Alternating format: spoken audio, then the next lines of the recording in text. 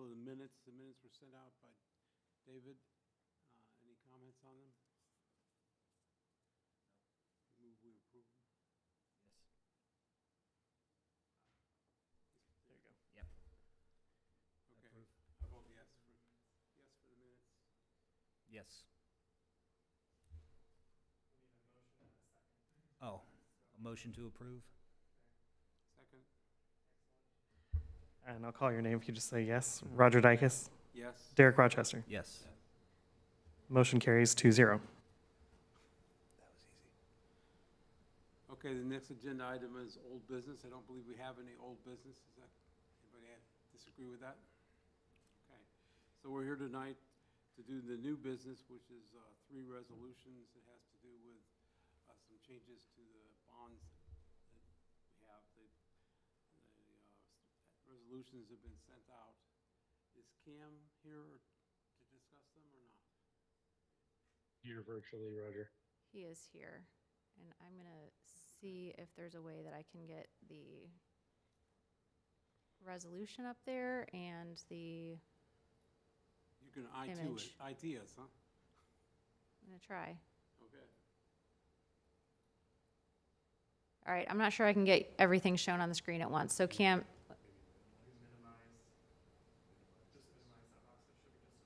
this? Oh, there we go. I think once Cam starts to talk, we'll be set.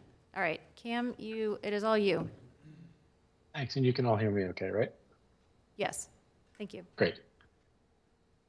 Thank you. Cam Starnes with Taft Law. Pleased to be with you this evening. Thanks for meeting and calling the special meeting. You're here to consider 3 resolutions. I'll talk about all of them together because they essentially all do the same thing as to 3 distinct series of outstanding lease rental bonds. The leased premises for those 3 outstanding tax-exempt lease rental bond obligations, there's a 2016 series, 2018 series, and a 2024 series, which you may all remember from the last time that you met in May. The leased premises are all portions of the Grand Park real estate.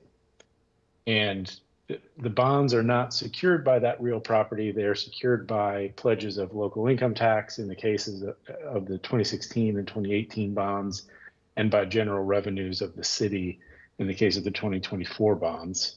But they are pledged as part of the lease rental structure that was used to finance projects under those bonds.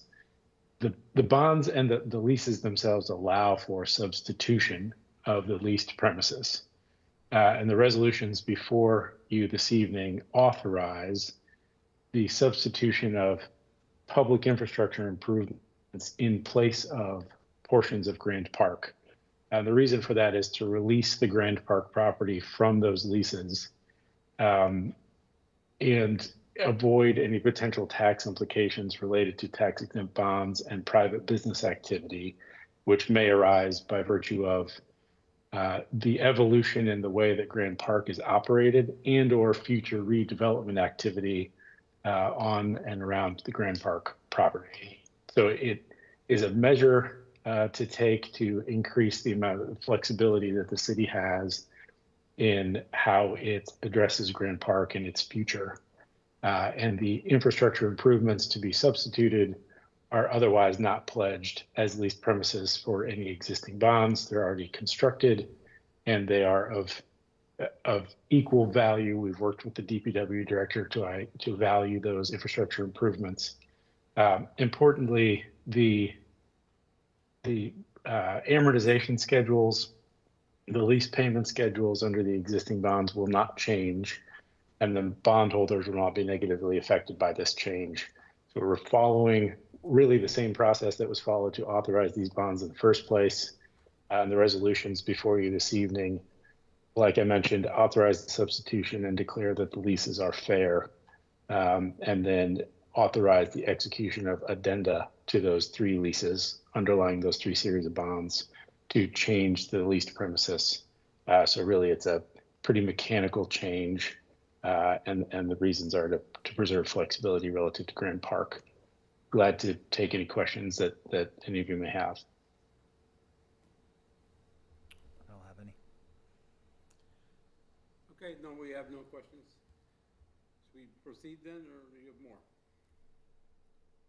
That's all I have this evening.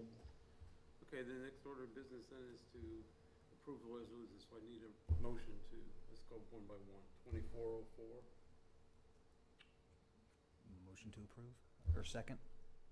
you first. Okay. Motion to approve Resolution 2404. I second that. Roger Dykes. Yes. Derek Rochester. Yes. Motion carries 2-0. Next one.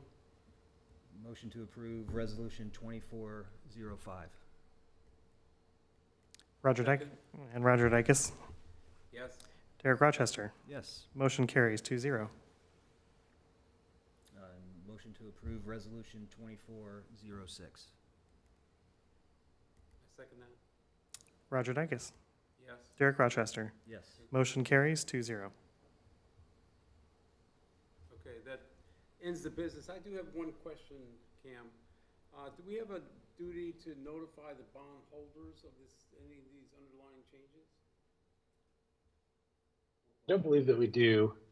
We've researched the bond transcripts in that regard, and so long as the addenda are duly approved and authorized as fair, then we do not have the obligation to directly notify them of the change. Okay, I understand that because I know they won't even notice any change. As long as the money shows up. They will not. Okay. Correct. Practically speaking, the amortization schedules, the payment schedules all stay the same. The rates stay the same. There's no material difference. Okay, so does anybody in the room have any other business they want to bring before the RDA? There's no further business. Okay, with that, I take a motion to adjourn. Second. Adjourn. Roger Dykes. Yes, Derek Rochester. Yes. You are adjourned. thank you very much, everyone.